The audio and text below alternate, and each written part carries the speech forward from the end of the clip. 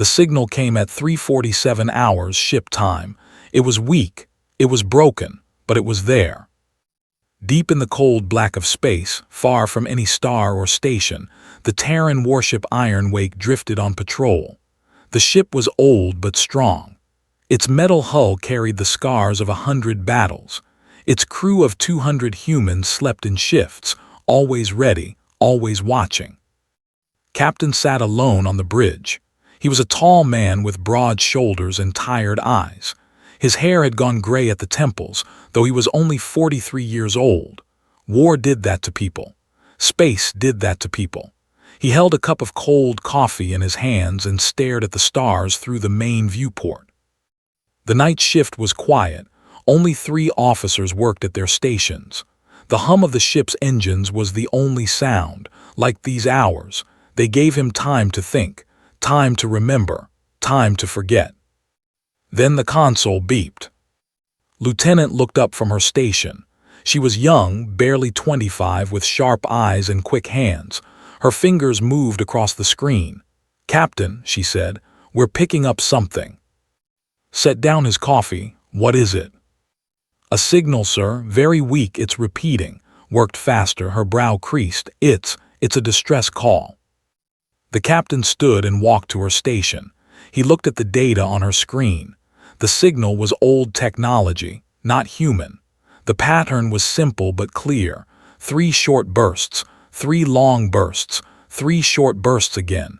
It was the universal sign for help. "Can you clean it up?" asked. Nodded. Her fingers danced across the controls. Static filled the bridge speakers first. Then slowly a voice came through. It was high and thin, like wind through broken glass. The words were in Galactic Common, the trade language of the stars. "Please, anyone. We need help. Our ship is damaged. Life support failing, 47 of us. Children, elderly, please. We are peaceful. We are. Please help us, please." The message repeated, again and again. The same words, the same fear. Felt something cold settle in his chest. He knew everyone in the fleet knew them. They were small creatures no taller than human children. Their bodies were thin and delicate, covered in soft gray fur. Their eyes were large and dark. They were one of the gentlest species in the galaxy. They had no weapons, no military. They were scientists and artists and healers. And they were dying somewhere out there in the dark. "How old is this signal?" the captain asked. Checked her readings. 8 hours, sir, maybe 9. 8 hours. In 8 hours a ship could run out of air, a ship could freeze, a ship could become a tomb. "Location." "I'm working on it." Pulled up a star map. A red dot appeared far from the main shipping lanes, far from any help. "There, sir. Sector 77G. It's empty space.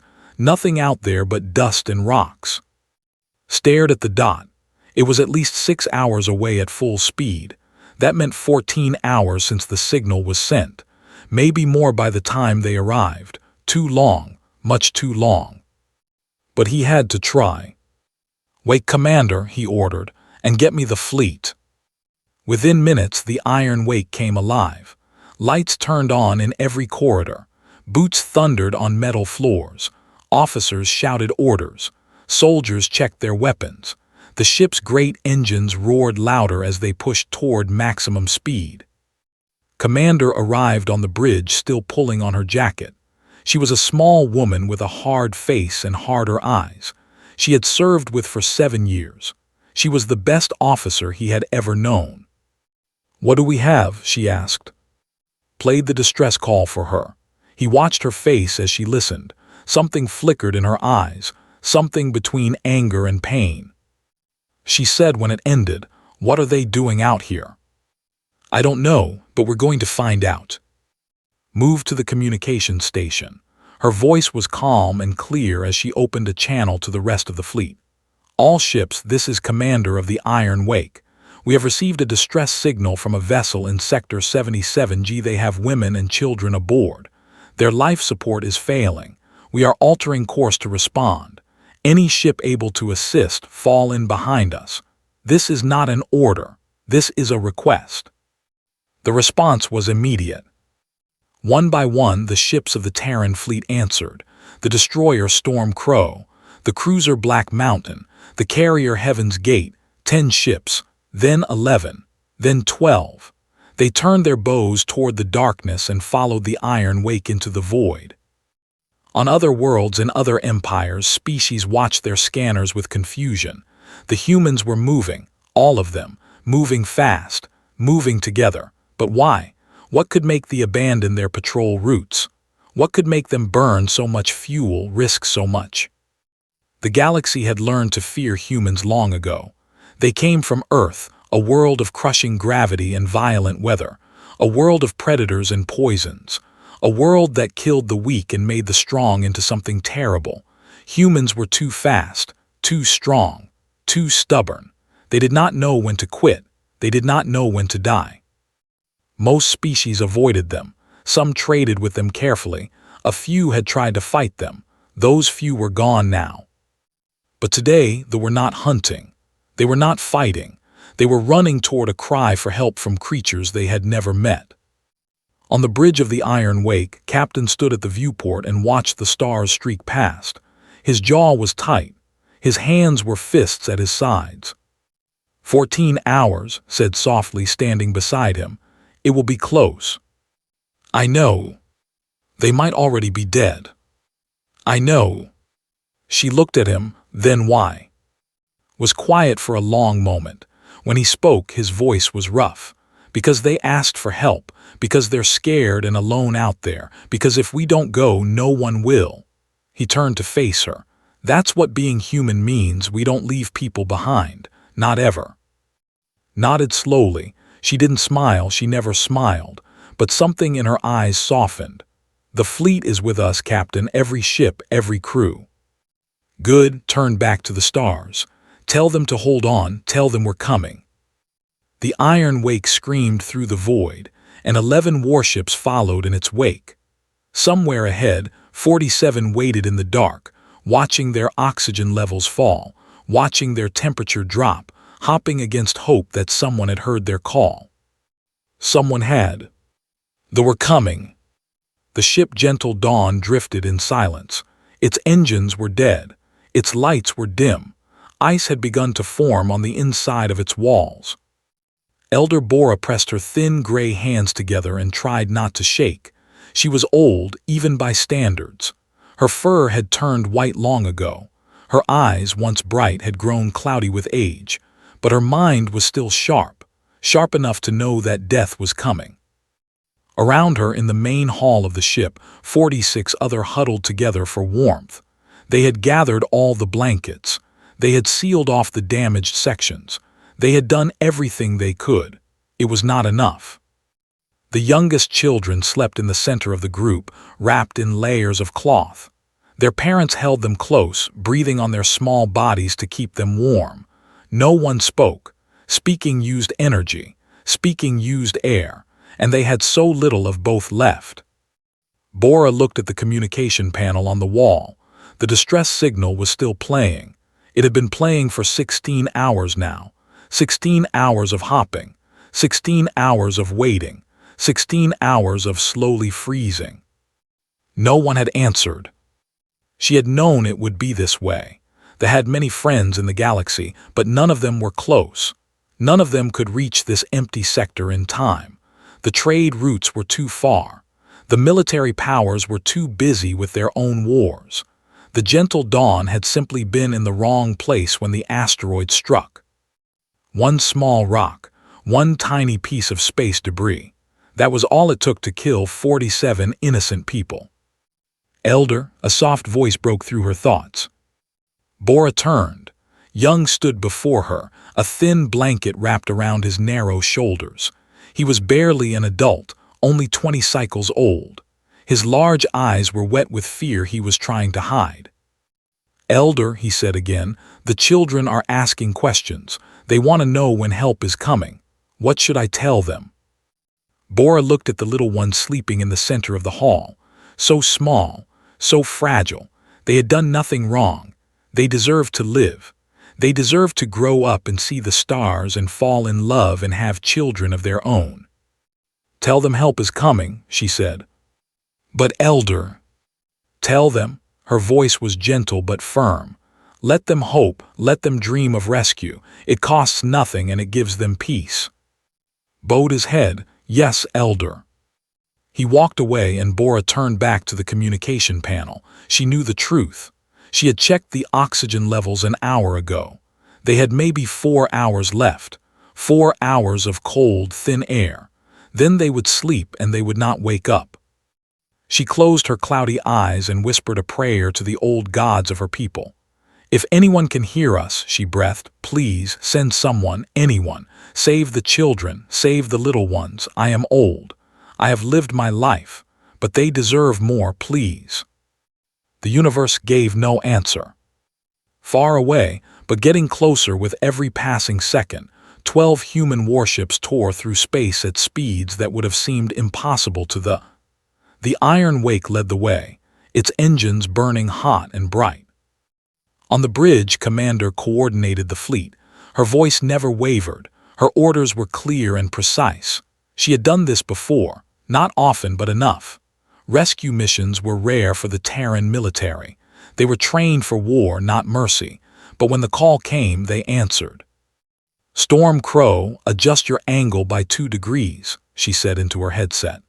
You're drifting too far starboard. Black Mountain, I need your medical bay ready for hypothermia cases. Heaven's Gate, prepare your shuttles for immediate launch on arrival. The responses came back quick and sharp. Every captain in the fleet knew what was at stake. Every crew member worked with focus and speed. In the engine room of the Iron Wake, Chief Engineer pushed his team harder than he had ever pushed them before. He was a big man with thick arms and a face that looked like it had been carved from stone. His hands were covered in grease and burn marks. He had been working with engines since he was 15 years old. More power, he shouted over the roar of the machines. I need more power to the main drive. Sir, we're already at 112%, a young engineer yelled back. If we push any harder, we could blow the containment field. Grab the young man by the shoulders. There are 47 people dying out there. Children, do you understand? Children who are running out of air while we stand here arguing about containment fields. He let go and turned back to the engine.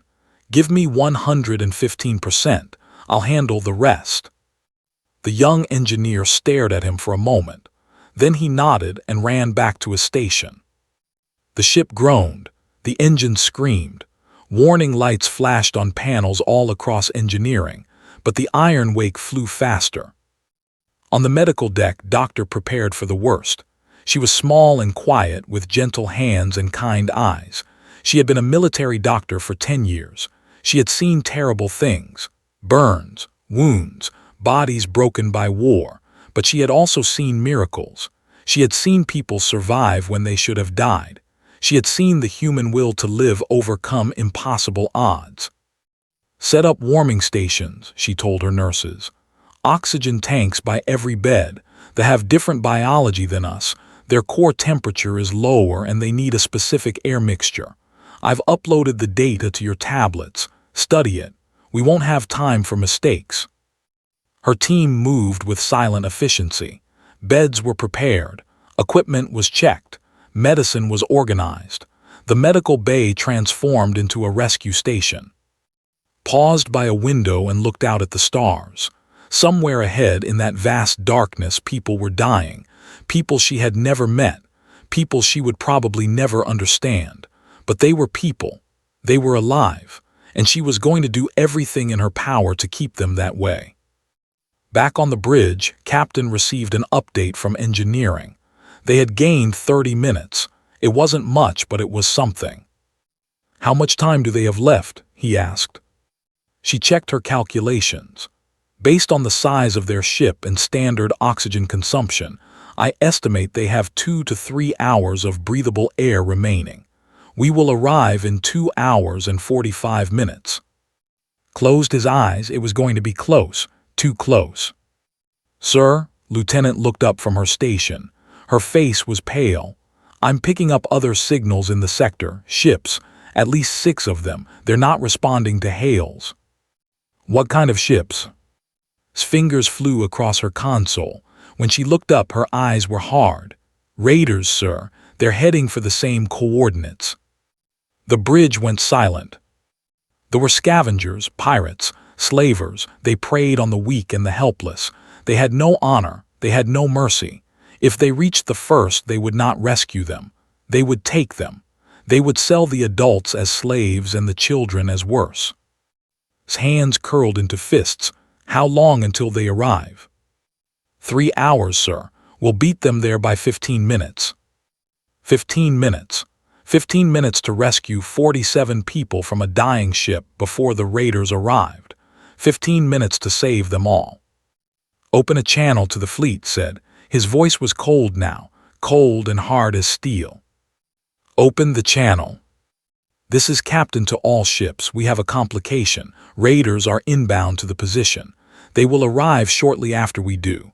Our mission has not changed. We will rescue those people. We will protect them. And if they want to fight.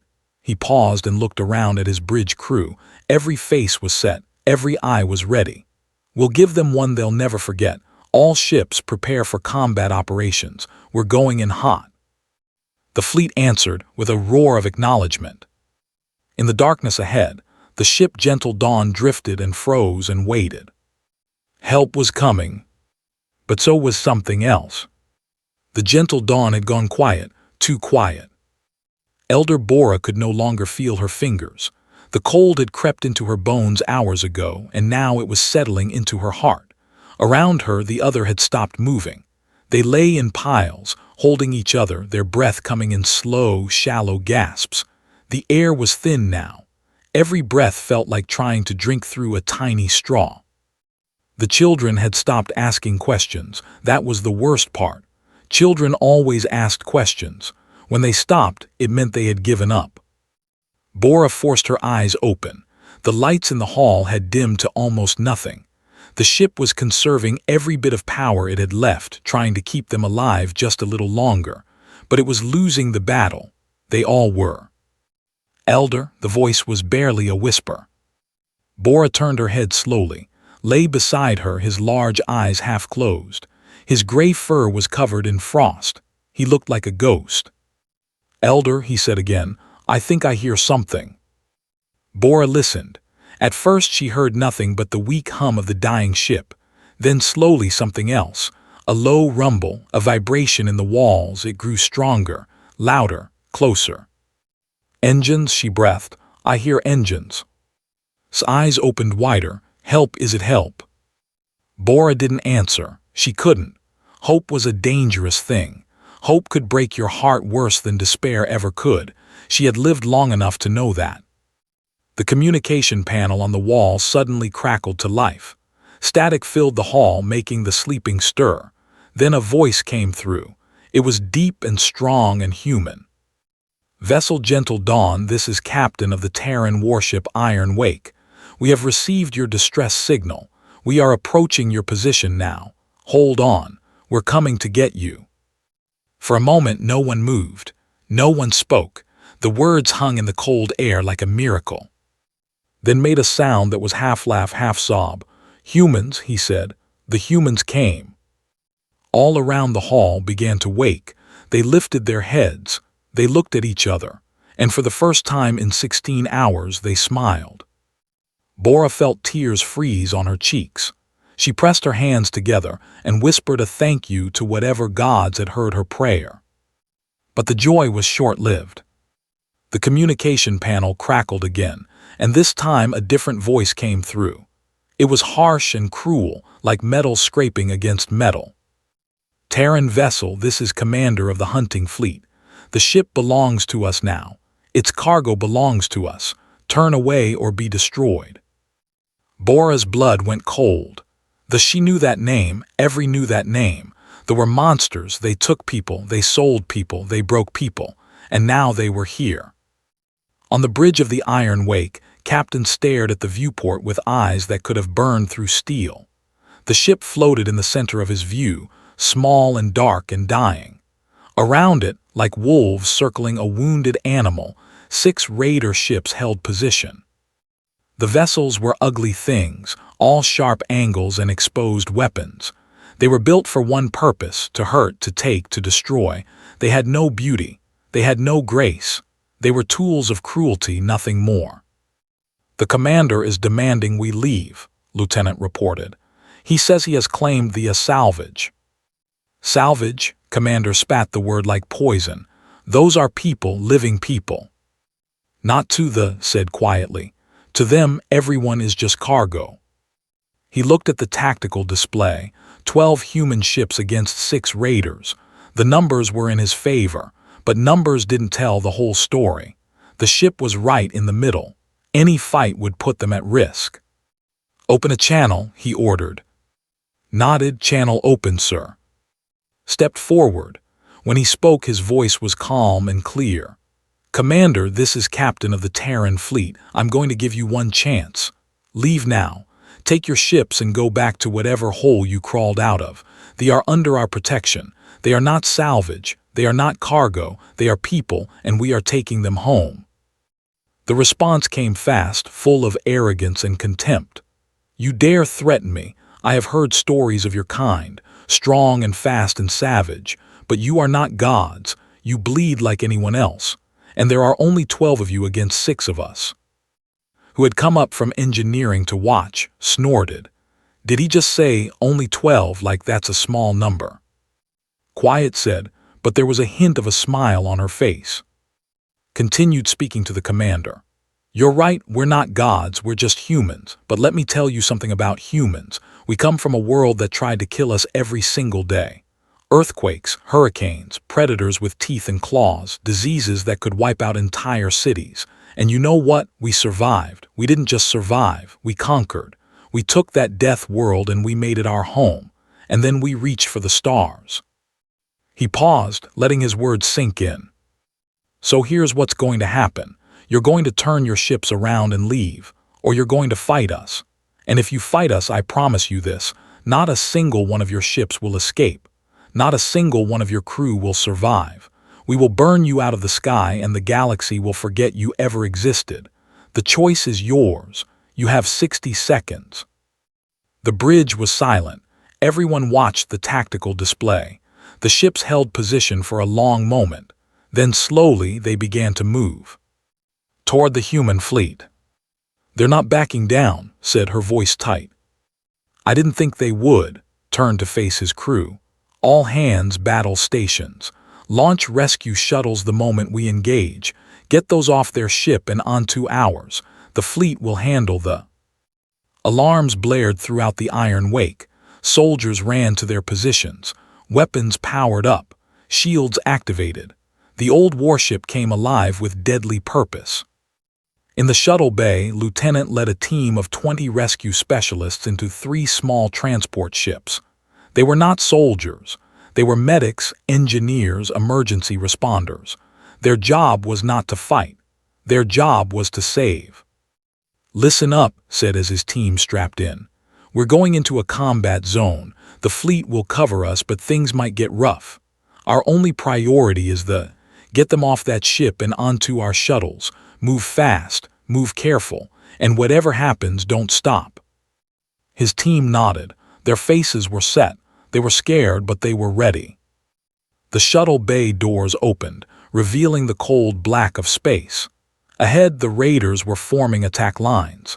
Behind, the human fleet was spreading out, each ship finding its position. "Shuttle 1, you are clear for launch," the Iron Wake's flight controller announced. Gripped his seat. "Take us in." The shuttles shot forward into the void, small and fragile between the giants. The battle was about to begin. On the gentle dawn, Elder Bora listened to the voices on the communication channel. She heard the human captain's warning. She heard the commander's refusal. She heard the call to battle stations. The humans were going to fight for them. These strangers from a distant world were going to risk their lives for 47 people they had never met. She didn't understand it. They were peaceful. They had nothing to offer. No weapons, no wealth, no power. Why would anyone fight for them? Why would anyone die for them? But the humans were doing it anyway. Appeared at her side, helping her to her feet. "Elder, we need to move. The humans are sending rescue ships. We need to be ready."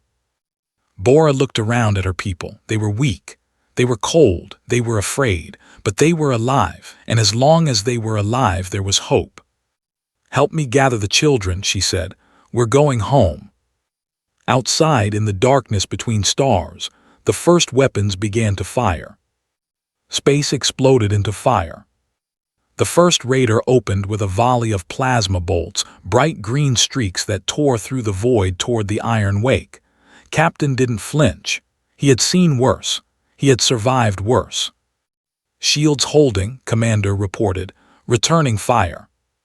The Iron Wake's main guns roared to life. Twin beams of concentrated energy lanced across space and struck the ship's forward section. Metal melted. Atmosphere vented. The raider spun wildly, trailing smoke and flame. "First blood," muttered from his station near the back of the bridge. "That's for making us run our engines so hard." But there was no time to celebrate. The other 5 ships were moving fast, trying to surround the human fleet. They were smaller than the Terran warships, but they were quick and vicious. Their weapons fired in rapid bursts, filling space with deadly light. The Storm Crow took a hit to its port side. The Black Mountain's shields flickered under heavy fire. The Heaven's Gate launched a wave of fighter craft that screamed into the chaos, hunting for weak points. In the middle of it all, 3 tiny rescue shuttles raced toward the dying ship. Lieutenant pressed his face against the small window of Shuttle 1. Outside, the battle raged. Explosions bloomed in the darkness. Ships twisted and turned, dancing with death. A raider passed so close that could see the rust on its hull. 30 seconds to the gentle dawn, the pilot announced. Her name was, and her hands were steady on the controls even as the shuttle shook from nearby impacts. "Someone tell those to stop shooting near us." "I don't think they're listening," replied. He turned to his team. "Get ready, breaching equipment on, oxygen tanks full. The moment we dock, we move." The shuttle shuddered as it approached the ship. The Gentle Dawn was in bad shape. Its hull was cracked in several places. One of its engines was completely gone, torn away by whatever had damaged it. Emergency lights blinked weakly through the frost-covered windows. "Docking now," said. The shuttle connected with a soft thump. "You're clear." Was first through the airlock. The cold hit him like a wall. His breath turned to fog instantly. The corridor beyond was dark and icy, the walls covered in frozen condensation. "Move," he ordered. "Find the survivors." His team spread out, flashlights cutting through the gloom. They called out in Galactic Common, the words echoing off the frozen walls. "Survivors, we are Terran Rescue. Please respond." For a moment there was nothing. Then from somewhere ahead a weak voice answered, "Here, we are here." Ran toward the sound. He burst through a frozen door and found himself in a large hall. And there they were, 47 huddled together in the center of the room. They were covered in frost. Their eyes were barely open. Some of them weren't moving at all. But they were alive. They were alive. Medics shouted, "Get in here now." The rescue team flooded into the hall. They wrapped them in thermal blankets. They pressed oxygen masks to gray faces. They lifted the smallest children into their arms, holding them close to share body heat. Elder Bora watched through cloudy eyes as the humans worked. They moved so fast, so strong. Their hands were rough but gentle. They spoke softly to the frightened, promising safety, promising warmth, promising life. A human woman knelt beside Bora. She was small, with kind eyes and a warm smile. "My name is," she said. "I'm a doctor. Can you walk?" I think so." Bora tried to stand. Her legs were weak. They didn't want to hold her. Caught her before she could fall. "It's okay. I've got you." She lifted the old in her arms as if she weighed nothing. "We're going to get you out of here, all of you, I promise." Outside, the battle continued. The commander screamed orders from his bridge as his fleet fell apart around him. The humans were everywhere. They were faster than he had expected, stronger, more savage. Their ships moved like predators, coordinating with perfect precision. Two of his raiders were already gone, turned into floating debris. A third was limping away, its engines failing. The remaining three fought desperately, but it wasn't enough. It was never going to be enough. "Fall back," commanded. "All ships fall back." But the humans didn't let them go. The Iron Wake pursued the fleeing raiders, its guns hammering their shields. The Storm Crow cut off their escape route, appearing from behind an asteroid like a ghost. The Black Mountain launched missiles that tracked and hunted and killed. On the bridge of the Iron Wake, Captain watched the ships try to flee. Part of him wanted to let them go. The battle was won. They were being rescued. There was no need for more death. But then he thought about what they would have done to those people. The children they would have sold. The families they would have broken. The lives they would have destroyed. "Finish them," he said quietly. Looked at him, her face was unreadable. "Sir." "The don't take prisoners, Commander. They don't show mercy. If we let them go, they'll do this again to someone else, some other ship, some other families." His voice hardened. "Finish them." Nodded, all ships weapons free, no survivors. The human fleet closed in. Commander died screaming, his ship tearing itself apart around him. His crew died with him, their final moments filled with fire and fear. The other raiders followed, one by one, until nothing remained but wreckage and silence. In the shuttle bay of the Iron Wake, the rescue teams carried them to safety. Medical crews rushed forward, guiding the survivors to the prepared beds. Warm air wrapped around them. Hot drinks were pressed into shaking hands. Children were given soft blankets and softer words. Elder Bora was placed in a bed near the window. Doctor checked her vital signs, adjusted her oxygen, made sure she was comfortable. The old still couldn't believe it. She was warm. She was breathing clean air. She was alive. "Why?" she asked, her voice barely a whisper. Looked at her. "Why what? Why did you come? We are strangers. We are nothing to you. Why did you risk your lives for us?" Was quiet for a moment. Outside the window, the battle was ending. The last ship was burning. Soon there would be nothing left but ash and memory. "Because you asked for help," finally said. "That's all. You called out into the darkness and we heard you. That's what humans do. We answer." Bora's eyes filled with tears. "But we have nothing to give you. No payment, no reward." Smiled gently. "We don't want payment. We don't want rewards. We just want you to live, to go home, to be safe." She squeezed the old's hand. "That's enough for us. That's always been enough." Bora closed her eyes. She had lived for a very long time. She had seen many things, good and bad, but she had never seen anything like this. These strange, powerful, terrifying creatures from a death world who fought like demons and yet showed kindness like angels. She didn't understand them. She didn't think she ever would. But she was grateful, more grateful than words could ever say. Around her, the other were recovering. Children laughed for the first time in days. Parents held their families close. Young sat in a corner, a cup of hot soup in his hands, staring at the human soldiers who had saved them with wonder in his eyes. The battle was over. The rescue was complete. And somewhere in the vastness of space, word was already spreading. The humans had done it again. They had answered a call for help. They had crossed the void, fought a battle, and saved strangers they had never met. The galaxy remembered why they feared humans. But now they also remembered why they could trust them. 3 days had passed since the battle. The Iron Wake and its fleet moved slowly now, no longer racing against time. The home world was still 2 weeks away, but there was no rush. The danger was gone. The survivors were safe. There was time to heal.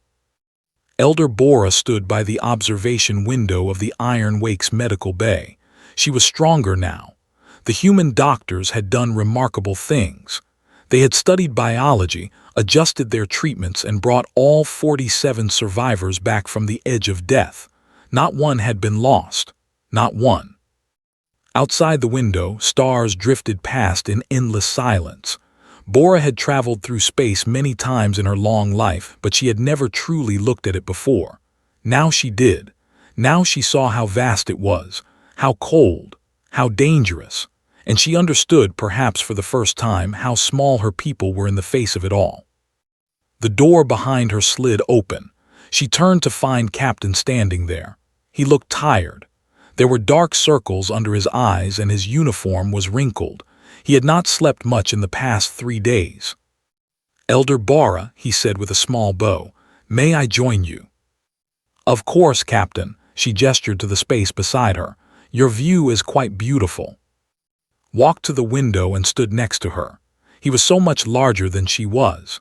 His shoulders were broad, his hands rough, and he could have broken her with a single blow. And yet, in all her time on this ship, she had only seen gentleness from him. "How are your people?" he asked. "Recovering thanks to you." She looked up at him. "The children are playing again. I heard them laughing this morning. I thought I would never hear that sound again." A small smile crossed his face. "That's good. Laughter is important." They stood in silence for a while, watching the stars. "Captain," Bora finally said, "I have a question. One I have asked your crew many times but never received an answer that satisfied me." "Ask." "Why?" The word hung in the air between them. "Why did you come? Why did you fight? Why did you risk everything for strangers?" Was quiet for a long moment. When he spoke, his voice was low and thoughtful. "Do you know what my world is like, Elder? I have heard stories, a harsh place, dangerous. That doesn't begin to describe it." He leaned against the window frame. "Earth is a world of earthquakes and storms, of predators that hunt in the night, of diseases that can kill in days. Our gravity is crushing. Our weather is violent. Even our own bodies fight against us, growing old and sick and weak." He paused. "Every human who has ever lived has known struggle, has known pain, has known what it means to be small and afraid in a universe that doesn't care if we live or die." Bora listened, saying nothing. "But here's the thing," continued. "We survived, not because we were the strongest or the fastest we survived because we helped each other. When one of us fell, the others carried them. When one of us was lost, the others searched. When one of us called for help, the others answered." He turned to face her. "That's who we are, Elder. That's what makes us human, not our strength, not our violence, our connection to each other, our refusal to leave anyone behind." His eyes were serious now, intense. "When your signal reached us, we didn't ask who you were. We didn't ask what you could give us. We didn't ask if it was worth the risk. We just came, because that's what you do when someone is in trouble. That's what you do when someone needs help." He smiled slightly. "It's not complicated, it's not noble, it's just human." Bora felt tears on her cheeks again. She had cried more in the past 3 days than she had in decades. "You are strange creatures," she said softly, "terrifying and wonderful. We get that a lot." She laughed. It was a weak sound but real. "I will tell my people about you, about what you did, about who you are. They will never forget the humans who came when we called." Shook his head. "You don't need to do that. We didn't do this for recognition." "I know, that is why I must do it." She reached out and took his large hand in her small one. "The galaxy sees you as monsters, as creatures to be feared, but I have seen the truth. I have seen your doctors healing our sick. I have seen your soldiers playing with our children. I have seen your captain standing by a window, tired and worried and caring." She squeezed his hand. "You are not monsters, you are protectors, and the galaxy needs to know." Looked at their joined hands for a moment. Then he knelt down, bringing himself to her eye level. "Thank you, Elder. That means more than you know." In another part of the ship, Young sat in the crew mess hall, surrounded by human soldiers. They were teaching him a card game, laughing when he made mistakes, cheering when he won a hand. He didn't understand all the rules, but he understood the feeling. Friendship, acceptance, joy. Lieutenant sat across from him, shuffling the deck with practiced ease. "You're getting better, little guy. Pretty soon you'll be taking all our money."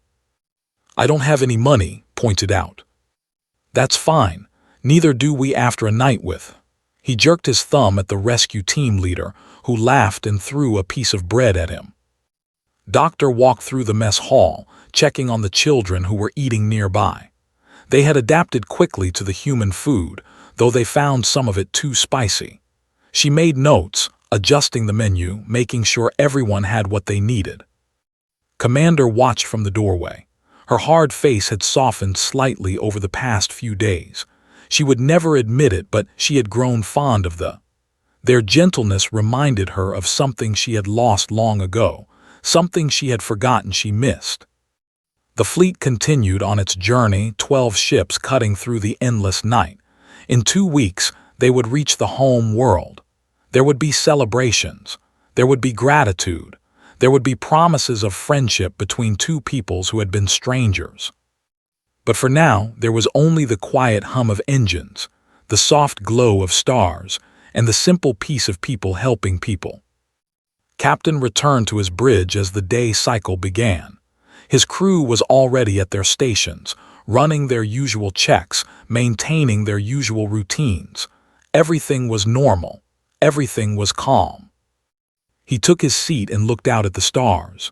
Somewhere out there, other ships were receiving other distress calls. Other people were crying out for help in the darkness, and somewhere other humans were answering. It would never end. The universe was too big, too dangerous, too full of people who needed saving. Humanity couldn't rescue everyone, couldn't protect everyone, couldn't be everywhere at once. But they could try, they could always try. That was enough, that had always been enough. "Captain," Lieutenant said from her station, "incoming message from Terran Command. They want a full report on the rescue operation." Nodded. "Tell them it was successful, 47 survivors all in good health, 0 casualties on our side." He paused. "And tell them to send their thanks." Smiled. "Yes, sir." The Iron Wake flew on, carrying its precious cargo toward home. Behind it, 11 other ships followed, a fleet of who had crossed the void to answer a call for help. The galaxy had learned to fear humans long ago. But now it was learning something else. When you are lost in the darkness, when you are alone and afraid, when you have nothing left but a dying signal and a prayer, send your call into the void. The humans will hear it. And they will come.